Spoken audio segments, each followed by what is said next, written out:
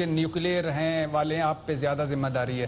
آپ کی فوج ہے، آپ کے لوگ ہیں، اس میں کوئی شک نہیں ہے. 75 کی آپ نے جنگ لڑی، آپ نے شملہ ہو گیا. 71 کی جنگ لڑی، آپ نے تاشکند کر لیا.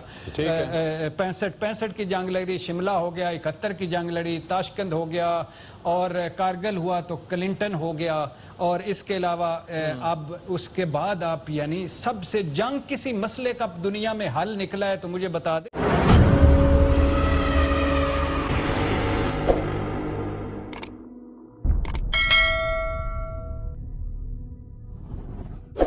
آپ کا خیر مقدم کرتے ہیں ایک بار پھر سے. اور بات ہو رہی تھی کشمیر کی صورتحال اور آبویسلی جو خطرات ہمیں درپیش ہیں، اور ظاہر ہے کہ بھارت کی جارحیت سب کے سامنے ہے، لائن آف کنٹرول کی صورتحال سب کے سامنے ہے، لیکن جو ملک کی موجودہ صورتحال ہے اس پر تھوڑا سا تذکرہ کر لیتے ہیں اور اپوزیشن کی سیاست کس رخ پر جاری ہے.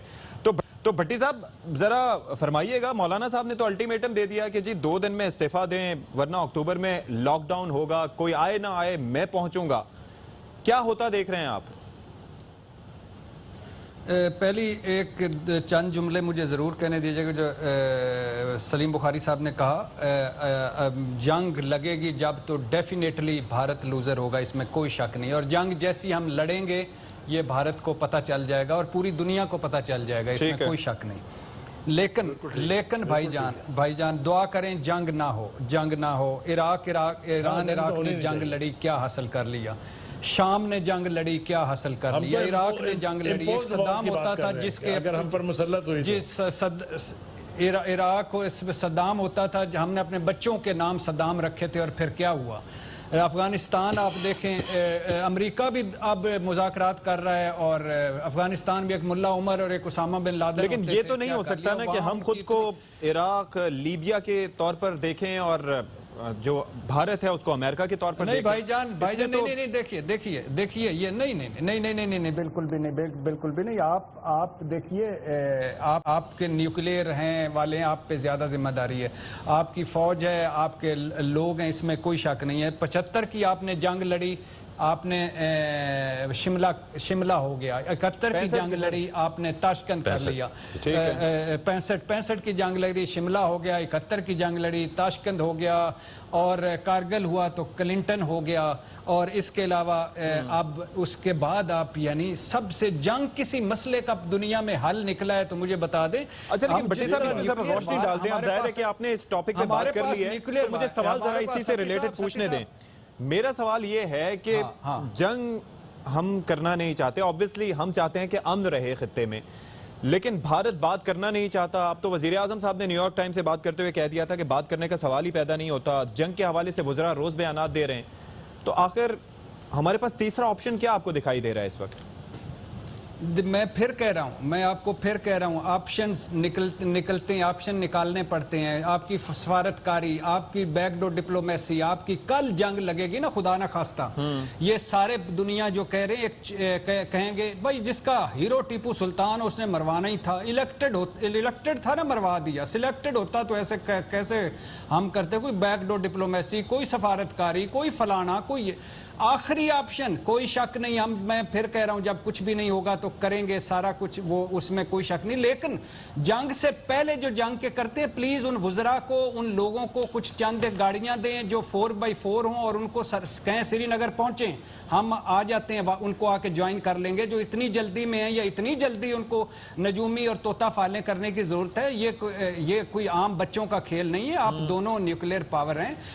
آپ اس طرح نہ کریں، اس طرح قوم کے ساتھ نہ کریں. آپ 30 ارب روزانہ کھائے، آپ کا خرچہ، اس کے بعد 100 سال. ہاں کشمیر اگر لڑ کے آپ نے لینا تھا 70 سال آپ کیوں انتظار کرتے رہے؟ بزور بازو لے لیتے.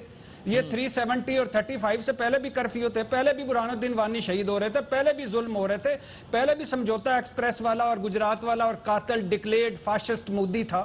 اس میں تو کوئی شک نہیں ہے. تو آپ لڑ لیتے، آپ کر لیتے، آپ کو موقع بھی ملے تھے. لیکن پھر کہہ رہا ہوں یہ جو ملک ہوتے ہیں، جو ملک آگے جاتے ہیں وہ کوئی نہ کوئی رستہ نکالتے ہیں. ہم کشمیریوں کے ساتھ ہیں، 25 دن ہو گئے ہیں. آج وہ وال اسٹریٹ جنرل کہہ رہا ہے کہ مقبوضہ وادی کے ہسپتال قبرستان بن رہے ہیں، کوئی ڈاکٹر نہیں مل رہا. اور وہ کہہ رہے ہیں کہ بالکل یعنی حاملہ عورتیں اور دوائیاں مک گئی ہیں, راشن مک گیا ہے, ہم ان کے ساتھ ہیں, ان کے لیے لڑیں گے, ان کے لیے مریں گے. بالکل کوئی شک نہیں, ہمارا تو شہر ہے. اسی سے ریلیٹڈ سوال مشرف صاحب سے پوچھ لیتا ہوں. پہلے بہت ساری چیزیں ہیں, بہت ساری چیزیں ہیں جو کرنی ہیں, جو کرنی چاہیے. مشرف زیدی صاحب, سر ذرا یہ فرما دیجئے گا کہ اب ظاہر ہے کہ ہم تو تمام ہیلے بہانے کر رہے ہیں, آپ نے اب یہ آپشن دی ہے کہ یہ ان کو ٹرائی کیا جا سکتا ہے, تو حکومت کس سائٹ پہ سوچ رہی ہے؟ حکومت کی اس وقت سوچ آپ کو کیا دکھائی دیتی ہے؟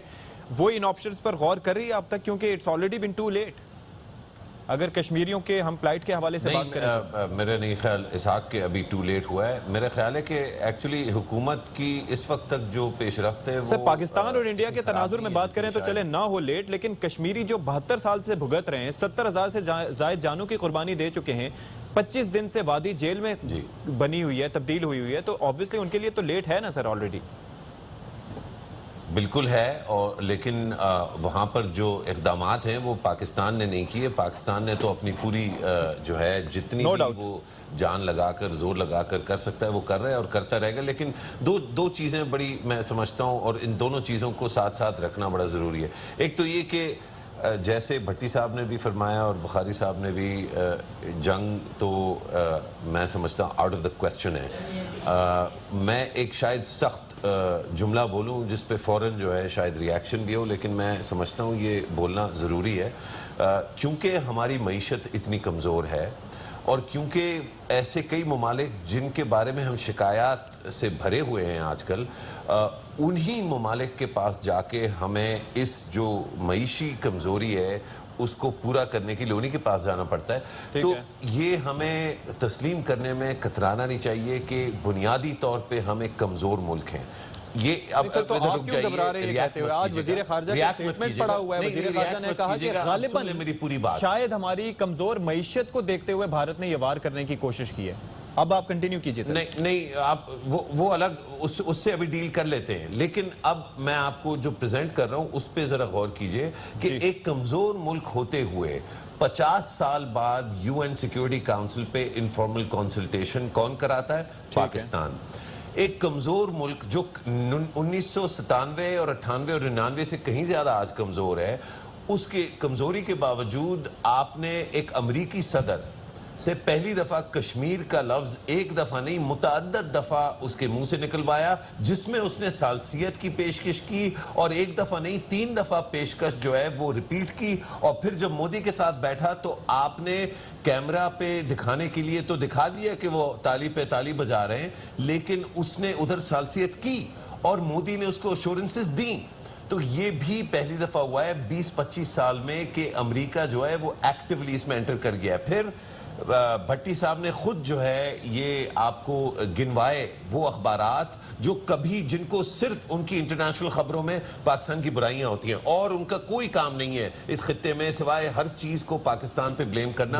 آج کل کیا پچھلے 3 ہفتوں سے مسلسل ان میں کہانی جو ہے وہ نیو یارک ٹائمز ہو, وال اسٹریٹ جرنل ہو, کہانی یہ کہ ظلم کیا ہو رہے ہیں کشمیر میں. کہنے کا مقصد یہ کہ اگر ہم یہ پریٹینڈ کریں کہ کشمیر پہ کچھ نہیں کر رہا کوئی, یا پاکستان فیل ہو گیا ہے, تو میں سمجھتا ہوں یہ ٹھیک نہیں ہے. جو پاکستان کردار افغانستان میں ادا کر رہا ہے اس وقت, اور اس کی جو ویلیو ہے وہ گارنٹی کرتی ہے کہ امریکہ اس ایشو کے ساتھ انگیج رہے گا. تو میں سمجھتا ہوں کہ یہ جو اقدام ہے باہر نکلنے کا آدھے گھنٹے کے لیے, اس پہ ٹھیک ہے لوگ طنز بھی کر سکتے ہیں, شاید بہترین آئیڈیل سلوشن نہیں ہے, لیکن یہ ایک ایسی سلوشن ہے کہ ڈومیسٹکلی ہم انگیج رہیں گے, اور یہ کرنا چاہیے ہمیں, کیونکہ وزیر اعظم نے کہا ہے تو ہم کریں گے انشاءاللہ. اور ساتھ ساتھ یہ جو ڈپلومیسی ہے اس کو آپ نے ریمپ اپ کرتے رہنا ہے. آخری بات, آپ نے 2 چیزیں جو ہے دنیا میں باور کرانی ہے. سب سے پہلے یہ کہ لفظ کشمیر جو ہے وہ دنیا کے ہر کونے میں ہر لب پہ جو ہے آپ نے لے کے آنا ہے, تاکہ ہندوستان کو یہ یاد رہے کہ جب وہ یہ چیزیں کرتا ہے تو اس کی ایک کاسٹ ہے. دوسرا, آپ نے آر ایس ایس اور بی جے پی کی اصل آئیڈیالوجی کو بے نقاب کرنا ہے, کیونکہ وہ obvious نہیں ہے. مغربی شہروں میں, مغربی دارالخلافوں میں لوگوں کو نہیں پتا کہ آر ایس ایس ایکچولی کیا ہے. یہ جو نقاب ہٹانا ہے یہ پاکستان کی ذمہ داری ہے. اس کے لیے بھی ڈپلومیسی اور ٹھنڈا دماغ اور ٹھنڈا دل چاہیے. یہ آگے آنے والے دنوں میں, ہفتوں میں اور مہینوں میں پاکستان کا کام ہے, نہ کہ ہم جو ہے بمباری اور جنگ کی باتیں.